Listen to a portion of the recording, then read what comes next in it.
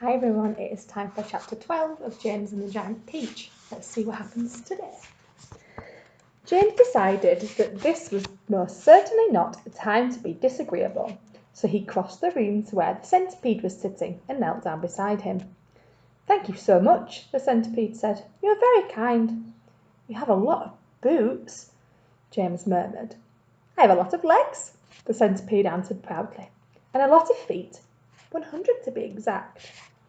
"There he goes again," the earthworm cried, speaking for the first time. "He simply cannot stop talking about his legs. He doesn't have anything like 100 of them. He's only got 42. The trouble is that most people don't bother to count them. They just take his word. And anyway, there is nothing marvellous, you know, centipede, about having a lot of legs."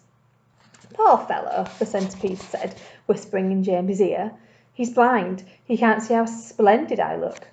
"In my opinion," the earthworm said, "the really marvellous thing is to have no legs at all and to be able to walk just the same."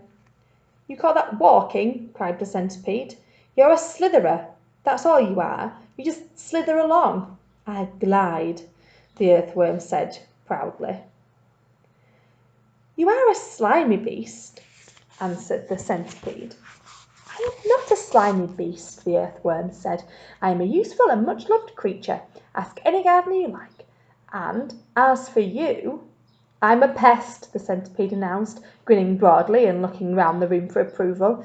"He's so proud of that," the ladybird said, smiling at James, "though for the life of me I cannot understand why." "I am the only pest in this room," cried the centipede, still grinning away, "unless you count old green grasshopper over there. But he's long past it now. He's too old to be a pest any more." The old green grasshopper turned his huge black eyes upon the centipede and gave him a withering look. "Young fellow," he said, speaking in a deep, slow, scornful voice, "I have never been a pest in my life. I'm a musician." "Hear, hear," said the ladybird. "James," the centipede said. "Your name is James, isn't it?" "Yes." "Well, James, have you ever in your life seen such a marvellous, colossal centipede as me?" "I certainly haven't," James answered. "How on earth did you get to be like that?" "Very peculiar," the centipede said. "Very, very peculiar indeed. Let me tell you about what happened. I was messing about in the garden under the old peach tree, and suddenly a funny little green thing came wriggling past my nose. Bright green it was, and extraordinarily beautiful, and it looked like some kind of tiny stone or crystal."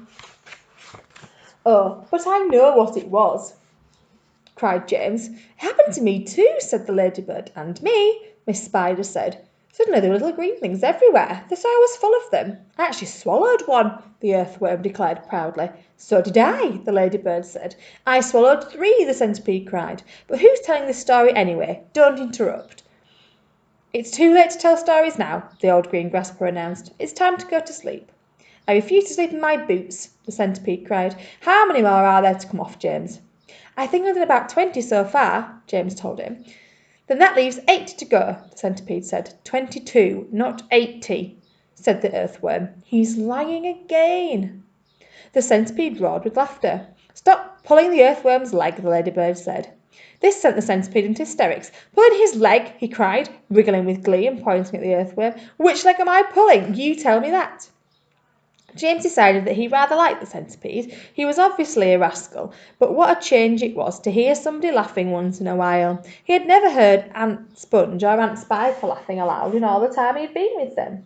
"We really must get some sleep," the old green grasshopper said.